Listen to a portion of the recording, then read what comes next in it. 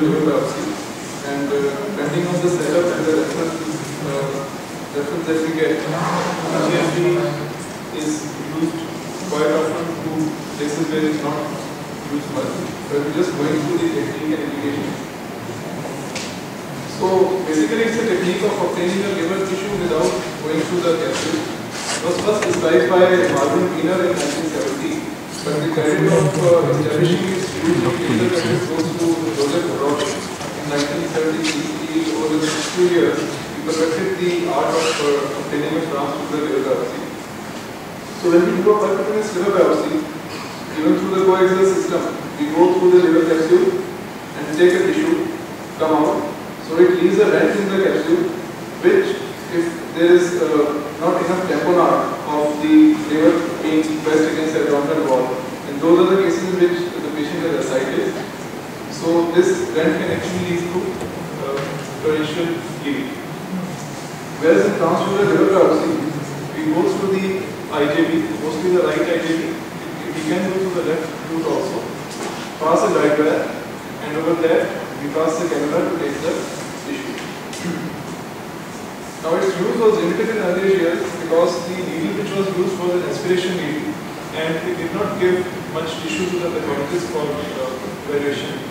But after the emergence of TrueCut 4 biopsy needles, the tissue samples are of the same quality as with percutaneous liver biopsy. So when is it indicated? It's indicated when the liver biopsy is essential, but we can't do a percutaneous biopsy. And the main indications are ascites and deranged coagulation. Small shrinken liver, extreme obesity, case of ileoceous hepatitis, which is basically multiple vascular malformations within the liver, and chronic renal failure. These are the other indications for which cases can be done. In chronic renal failure, it is seen that due to a defect in platelet aggregation, the platelet count may be normal, but the patient may undergo hemorrhage after percutaneous liver biopsy. So at CMC, patients of chronic renal failure who required liver biopsy were referred for TGIP as a routine. So what are these setups? What is the setup and hardware required? It's done in the DSS route. Ultrasound machine is required. The TGIP set, standard hook set to do. A short 9-pen sheet, a catheter, multipurpose cobra or catheter. Usually we do the multipurpose catheter, and we use a 435-inch guide wire and a strip guide wire. So this is the setup. This is how the trolley is set up, and we work from the head end. The patient's neck is turned toward the left side. The fluoroscopy screen is facing us, and this is the fluoroscopy panel. So the part is draped and bolt down is placed so that only to expose the area of vascular access. With the 18 gauge needle, the IJP is accessed, and over which the guide wire is placed in the floor. And initially we pass the guide wire all the way to the IVC, and then we come back and try to calibrate one of the hepatic veins. We take over this, we pass the catheter, and to confirm the presence into one of the hepatic veins, we do a hepatic venogram. So as you can see, the normal anatomy of a hepatic vein is such that this is a right hepatic vein. It is oriented parallel to the rib. So it suggests that we are in the correct hepatic vein. Biopsy can be done from the middle hepatic vein also if there is some difficulty in entering the right hepatic vein.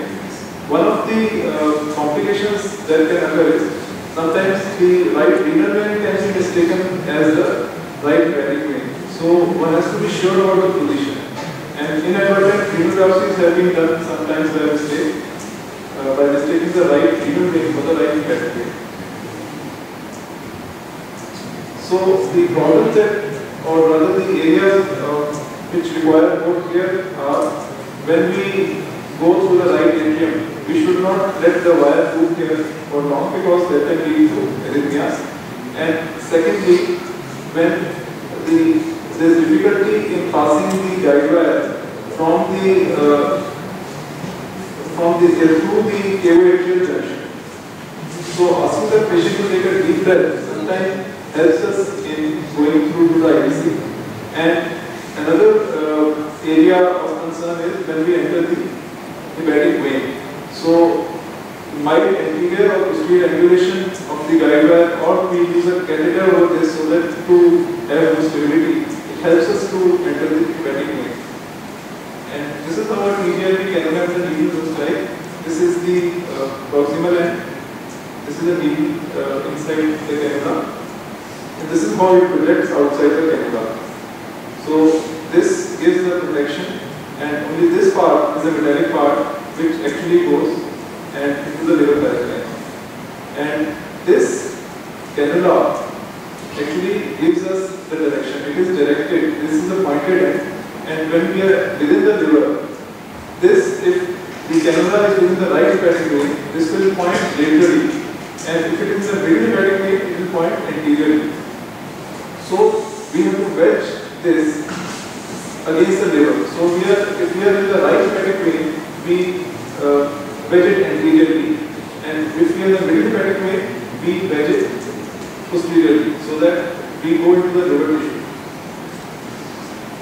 So this is how the sample is taken.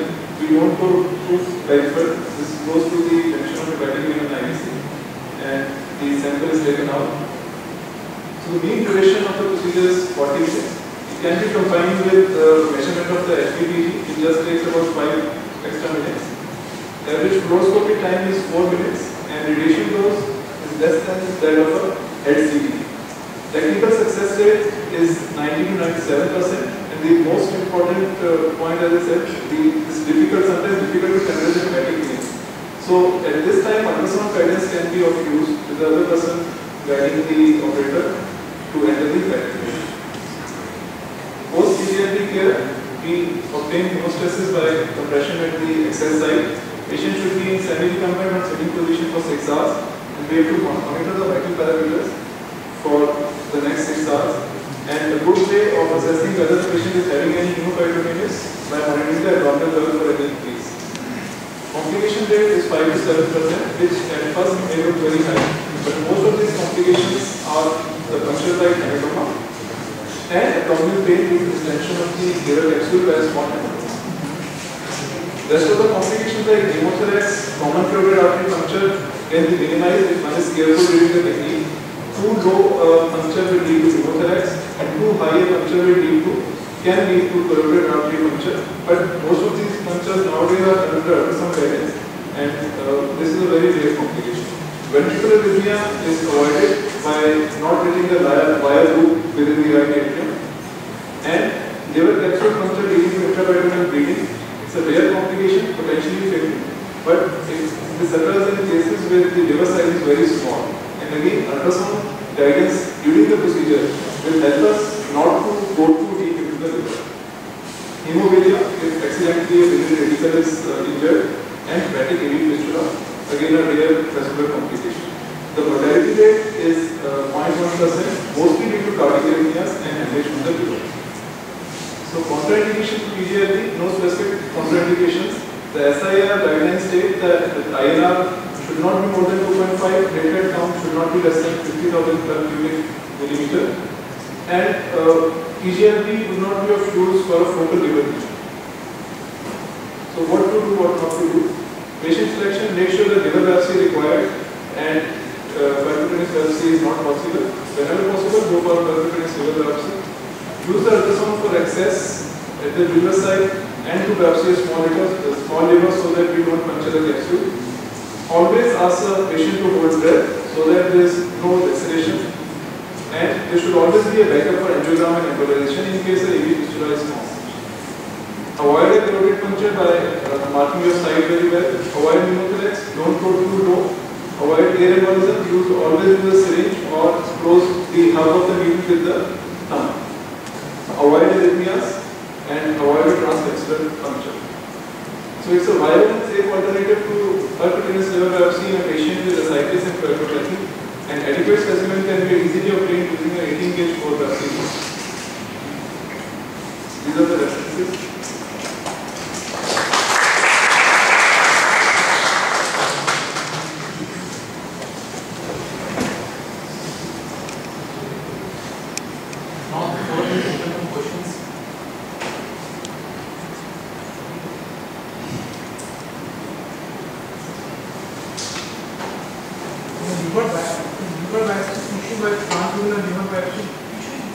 very fragmented and they are doing transfusion liver biopsy in the hospital. At the time, whenever you get tissue, it was fragmented and the tissue was many times inadequate for that. It depends on how well we have wedged the cannula. If we have wedged the cannula well, because sometimes what happens is that part of the biopsy is actually expiring within the vein. So we will only get half of the tissue. So if we have wedged the cannula well, then we get the entire core of 2 centimeters. And secondly, installing this piece once we get out is also very important. We have to make sure that it doesn't get fragmented during the dislodgement. So at that time we use a thin needle to dislodge it from the biopsy before we go working. So that's more part of how we hand over the tissue into the can rather than the technique. Can you make a second go? Does it become unsterile when you take that? No, we maintain sterility during that. So you can make a second go if the tissue is insufficient? We routinely do 2 passes, even otherwise. And by maintaining sterility, we mean that we use a sterile needle to dislodge the piece, and at that time the long needle which comes out should not touch any unsterile part. So it's very good for iron estimation, copper estimation, and sometimes even viral markers. There are some special stains which are sometimes described as disorders. Twice, how many more trials can you do? It depends. If we are failing, we should know why we are failing. If the technique is improper, we should get it 3 times. We should get adequate tissue. We can go 4 or 5 times.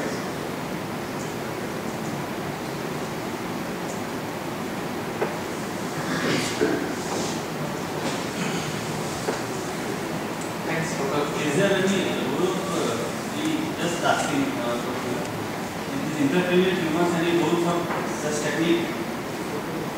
Not for biopsy, but petrosal venous sampling can be done for intracranial tumors.